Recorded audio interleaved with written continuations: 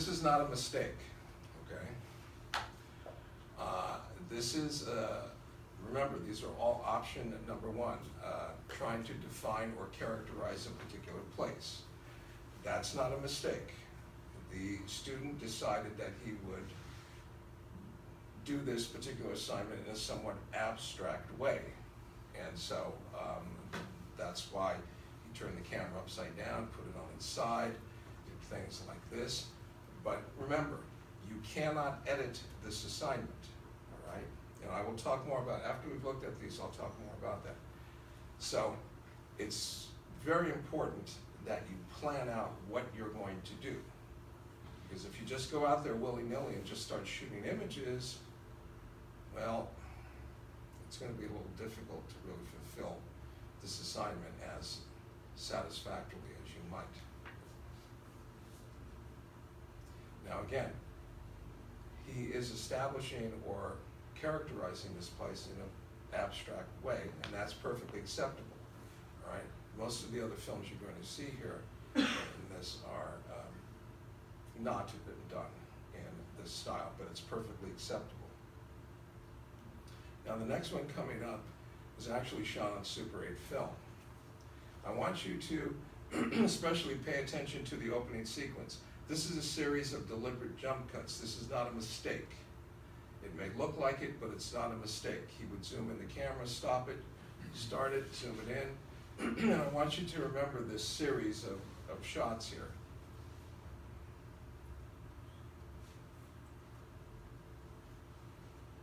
Now, this is a good example of what we call visual texture.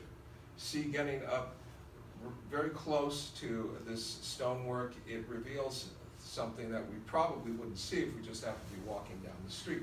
And I do emphasize that. Again, he's using this visual motif of jump cutting zoom shots. This is a good example of graphic matching, going from these flagstone triangles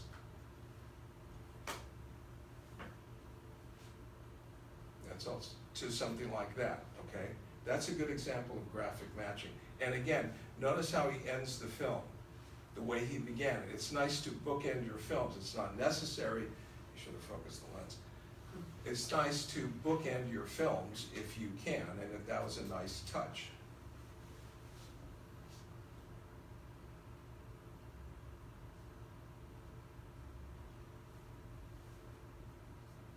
Now, this brings up a good point. If you are going to have any kind of camera movement in a particular shot, before you actually photograph it, I strongly recommend that you rehearse the camera movement so that you feel comfortable with the tripod, you feel comfortable with the zoom, the tilt up, the pan. One of the big deals with this, again, is because you can't edit, you may have a tendency to pan too fast or tilt too fast, or the camera move may be too fast. In this case, the student had a very, very nice pace in his camera movement. Notice that it is smooth, okay? And what you want to do is avoid arbitrary camera movements. In this film, you'll notice every time the camera does something, whether it tilts, pans, zooms, it seems that it's being done, there was a little bump there. It seems that it's being done with purpose, all right? So all of your camera movements should also have that feeling, not arbitrary, just floating around and, oh, look at that, look at this, look at that, look at this. Now, this student did a very good job with this assignment, especially considering it's an in-camera edit. This is, of course, in Golden Gate Park, and as it turned out, this was a part of the park that he jogged through every day, so that he was very, very familiar with it. And that's a good thing. I would encourage you to try to choose a familiar location, but it's not necessary, okay? It's just that he was so familiar with it that he could take advantage of it. And again, notice how smooth and purposeful his camera movement is. He did a very nice job with this. Camera movement, the pacing of the camera movement seems very good. Not too fast, not too slow.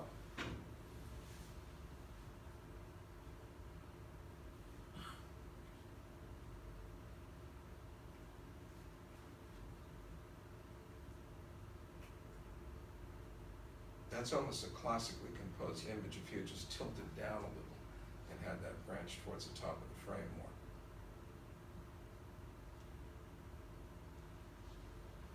But notice that just about every image in this particular film is very, very well composed.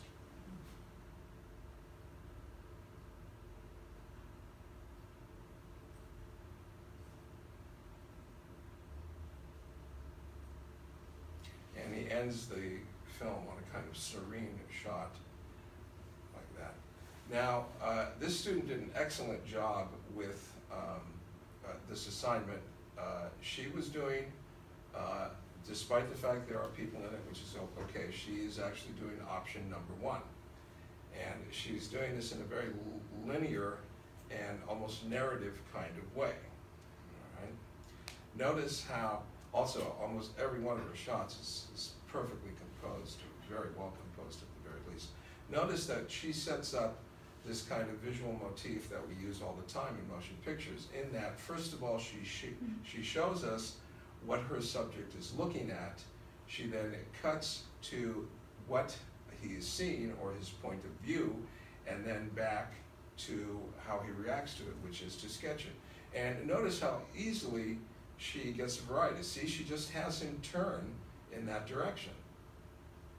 And now, again, the 3-shot pattern is followed. There we go, we see him looking. Notice that whenever she comes back to him, she tries to vary the composition so it doesn't become repetitious and too monotonous. Again, that's a zoom out, but it's done with purpose. Why? Well, it gives us a bigger view. And now we cut back here, and we see that he is sketching what we just saw. Notice the variety of camera angles. This is very hard to do, by the way, as an in-camera edit. Now again, see, she just has him turn in a different direction, and now she can get a different part of the park.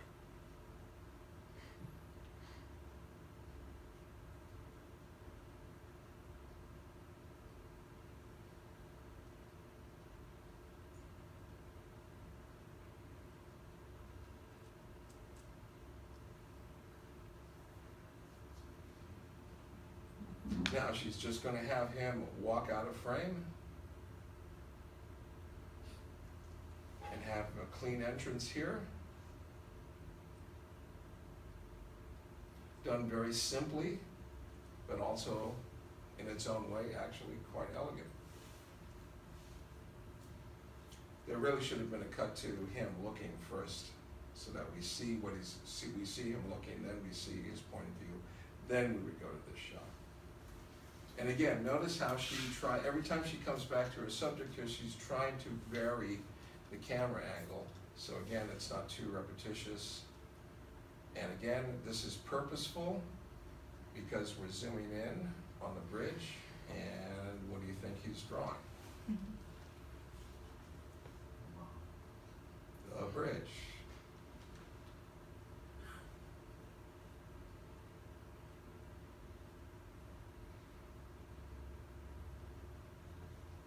That's a nice change of pace instead of always cutting to his eyes. And she even does a kind of match cut here, which is very, very difficult to do without editing. Not quite a match cut, but close enough.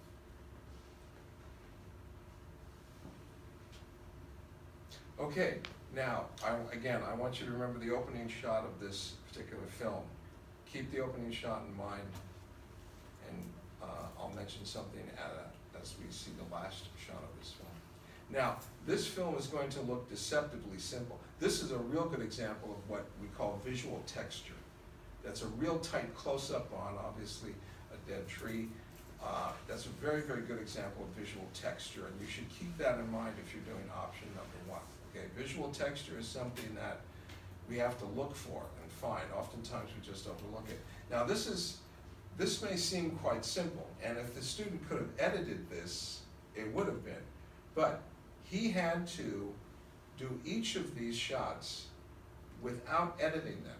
And it looks deceptively simple, okay? Because what he had to do was to start on one particular location, start the camera, start to pan, start the camera, and then before he finished panning, he would stop the camera. And then when he went to his next location, he would start to pan the camera, then he would start recording, and again, before he finished his pan, he would stop. This is very, very difficult to do, okay? Don't do this at home, kids, all right? This is really tough to pull off as an in-camera edit, but if you're ambitious and you want to try it, okay, but be warned, all right? If he could have just edited it, anybody could do it, all right? But as an in-camera edit, it's actually superb. And now notice how he's progressing. He's going from all this dead wood now to flowers and foliage, etc., etc. Again, this is a good example of purposeful camera movement. When the camera tilts up, or pans, or zooms, we feel there's a particular reason for it. Something is being revealed to us that wasn't revealed previously. Avoid arbitrary camera movement.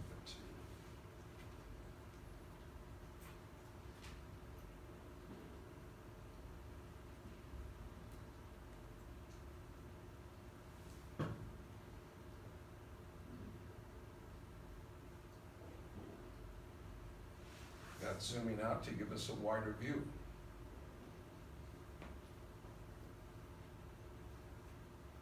Okay, remember how the film began, right? And again, this student did a little bookend. And that's a nice shot to close on, unintended.